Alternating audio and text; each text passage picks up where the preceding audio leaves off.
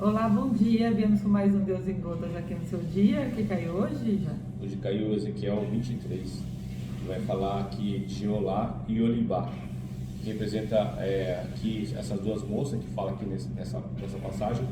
Uma está representando Samaria e a outra está representando Jerusalém.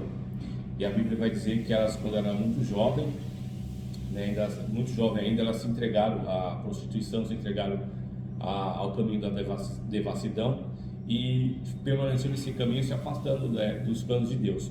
A Bíblia fala que Deus ele estava atento nessas duas moças, que representavam essas duas nações, que representa realmente essas duas nações, e a Bíblia diz que elas vão se entregando ali, desde jovens, se prostituindo e seguindo o caminho mau,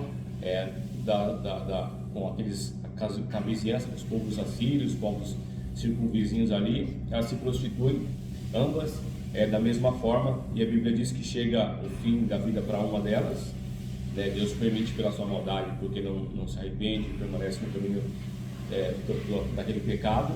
Deus permite que a primeira morre, né? Deixando ali assim um legado, um exemplo para as outras mulheres da vizinhança, para que não viesse a repetir a mesma coisa, para que não se afastasse do caminho do Senhor, não seguisse o caminho da prostituição, aquele caminho que era ruim, né? Que realmente leva para a morte.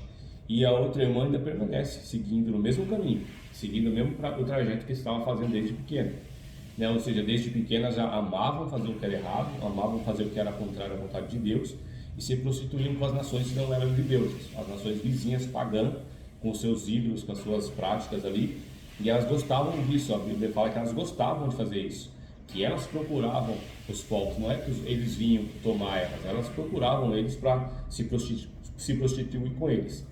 E vendo então que a segunda filha também não volta atrás, a Olibá não volta também atrás, mesmo vendo o exemplo da sua irmã, que foi o fim dela, ela permanece no mesmo caminho, e Deus então entrega assim aquelas pessoas que antes ela tinha prazer nelas, aqueles homens que ela tinha prazer nela antes, e ela vai então começar a ter ódio deles, dessas pessoas que se aproveitaram dela, né, não deram valor à pessoa, mas aproveitaram da oportunidade, do corpo, da prática ali. E ela pegou um ódio deles, e Deus, percebendo isso, usou essa ferramenta, essa arma para poder afligir ela. A Bíblia diz que ela tomou ódio, e Deus falou assim: agora eu vou levantar esses que você tem ódio para vir contra ti, para vir colocar a mão em você, para fazer todas as coisas que são abomináveis diante dos seus olhos e dos meus olhos contra a tua vida, mostrando que ela não se arrependeu, né? Mostrando que ela preferiu seguir esse caminho, e Deus então achou uma forma de punir também.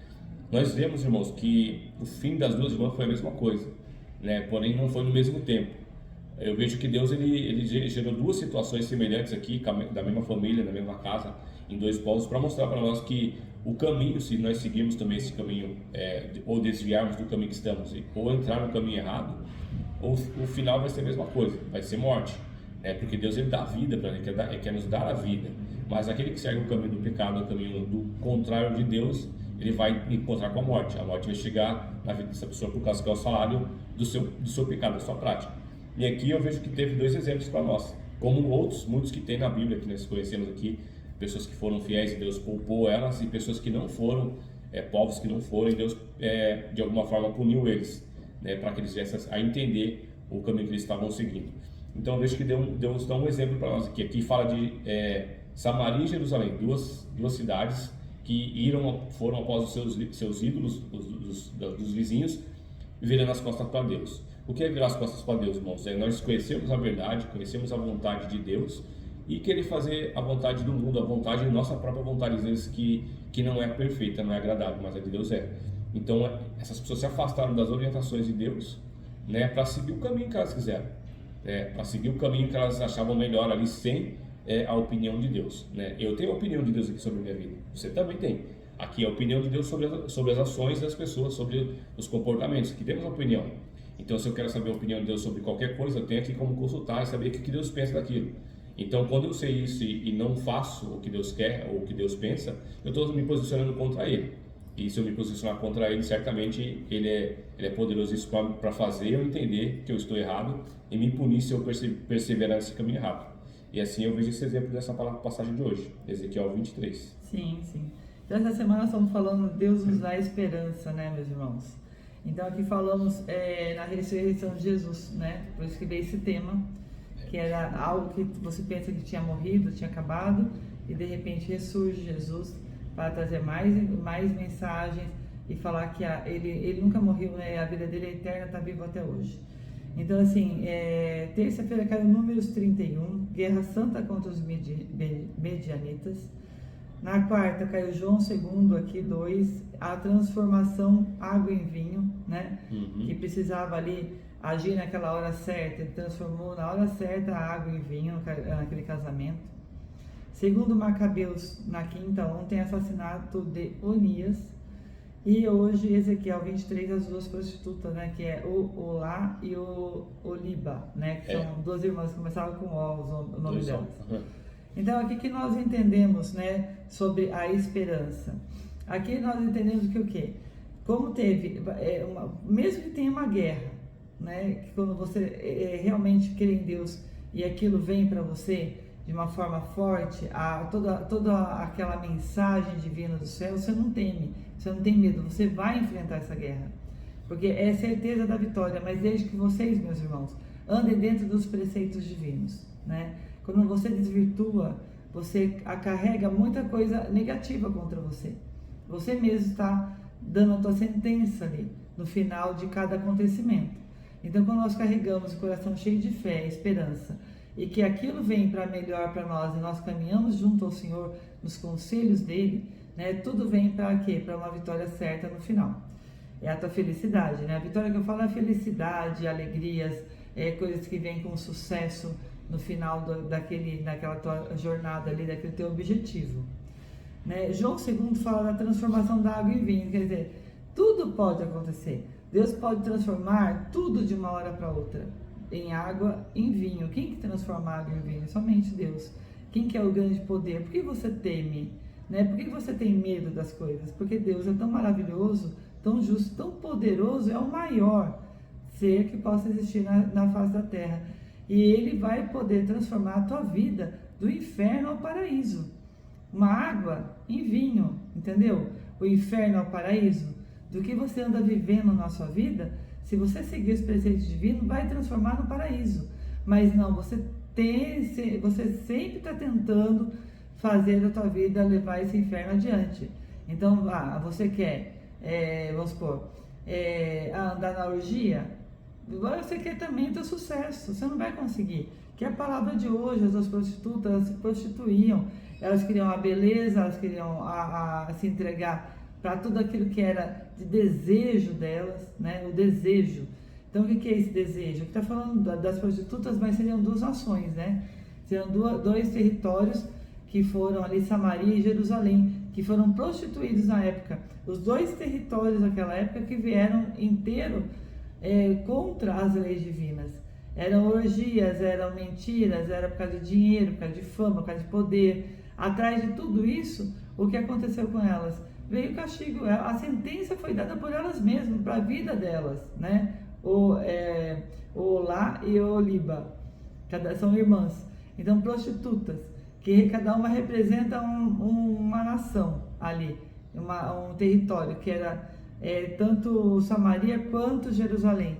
Então, Deus fez o quê?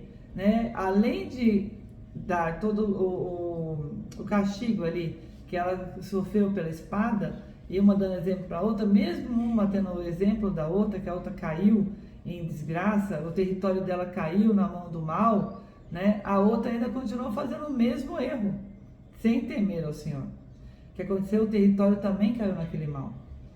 E no final elas tiveram, como falar, as duas tiveram o fracasso, né, daquele território, daquela vida delas, sofreram pela espada, os filhos também pelo fogo, né? Então Deus está falando aqui, aquela nação que não segue ao Senhor vai sofrer os tropeços, vai sofrer toda essa maldição, vai sofrer tudo pela espada, né? Não só um, como todos os seus filhos. Então, aqui diz, ele está deixando muito claro, meus irmãos, que aquele que não segue, né? Aqui tem o assassinato de Onias também, Macabeus no meio aqui, que fala o quê? Aquele que ele não segue, né, totalmente aquela lei, que ele vai oportunizar para ele mesmo as suas consequências, ele vai também morrer pela espada, ele vai ser assassinado. Então aqui tem toda essa semana falando para nós que Deus nos dá a esperança, né? E Deus está dando vários exemplos de milagres da água com vinho, de falar das duas prostitutas, que aquelas pessoas que não seguem a Deus, aquela nação que não segue a Deus, que ela vai cair na mão da justiça, e aquela justiça vai fazer das pessoas que não seguem o Senhor, né, a correção. E a correção pode vir uma mão muito forte, muito dura em cima de você. Então você pode sofrer as consequências, sim, de todo mal, consequência dos seus atos, consequência daquilo que você vem plantando aí. Então nós não podemos pensar em nós. Se você tem um desejo, mas aquele teu desejo vai fazer mal para outras pessoas, você não pode seguir nele. Você não pode seguir errando. Você não pode seguir se entregando aos seus desejos sem ouvir a voz do Senhor. Porque você vai colher o fracasso, você vai colher o que é ruim. O que adianta Deus falar para você? Você não pode isso, você não pode aquilo, e você insiste em fazer aquilo para a sua vida, você insiste em viver errando, você insiste em viver acabando com o seu corpo, com drogas, com coisas que não fazem bem para o seu corpo. Você não se respeita, você não respeita o seu próximo, você não respeita o teu corpo no sentido, a mulher, de vários homens tocar o seu corpo, né, ao mesmo tempo. Então você quer ter saúde, você quer ter bênção, como? Né, se você não consegue se controlar, você acha que a vida material é muito melhor, o momento é muito melhor. Mas meus irmãos, minhas irmãs, nós temos que seguir uma vida mais precavida, uma vida mais reta, com certos limites, né? Você tem que se orgulhar de você e falar, esse aqui é um templo sagrado, a minha mente é um templo sagrado, né? A minha palavra que vai sair desse templo sagrado vai sair só coisas de bênção, vai sair atitudes boas para o seu próximo. Agora, aquela pessoa que é desregrada, que nada leva em consideração as palavras de Deus, o que ela quer para a vida dela, né? Um milagre? Deus não vai fazer esse milagre, Deus vai trazer a correção, não é o milagre, né? O que é a correção do Senhor? É o castigo que você fala, mas não é uma correção, para que você saia daquele limite e entre em outro caminho reto, onde você pode seguir e você pode vencer. Então aqui Deus está falando que há esperança, sim, do renascimento da pessoa, do ressurgimento de uma nação, de uma outro caminho, desde que os seus filhos cumpram os seus desígnios, seus filhos se ajoelhem aí e rezem e olhem por aquilo que tem que fazer. Tomem atitude, porque vocês só querem um milagre, mas não querem atitude. Vocês querem andar no caminho errado, mas querem correr lá para o padre orar para você, o pastor orar para você. Você quer pedir sempre um milagre, mas você não quer fazer o sacrifício de nada, né? De uma oração, de dobrar um joelho e realmente falar com Deus. Você não quer esse sacrifício. Você não quer largar seu vício, mas quer que Deus faça o milagre da tua vida prosperar. Mas você está fazendo tudo errado. Então, como você quer que as coisas tuas se abram, se prosperem, se você não segue, se você não anda no caminho divino? Então, a partir de hoje, coloque os seus pés aí, né, no chão e abra os seus olhos para Deus, para as promessas de Deus em sua vida, e perceba que se você fazer a sua parte, Deus vai fazer muito mais para nós, sem nem a gente esperar, porque Ele é justo, Ele é maravilhoso, Ele é Pai, e Pai quer o melhor para o seu filho. Por mais correção que Ele dê para o seu filho, Ele quer o melhor para o seu filho, né? Ele nunca abandona, amém? Amém. Então que nós tenhamos a esperança nessa semana, nesse final de semana, fazendo a nossa parte, de que tudo vem para um belo amanhã, que assim seja. Que assim seja. Né? Um bom final de semana a todos vocês. Amém. Fiquem na paz do Senhor Jesus. Tenham um ótimo final de semana para todos vocês. Amém. Até segunda-feira, se Até Deus quiser. segunda, se Deus quiser.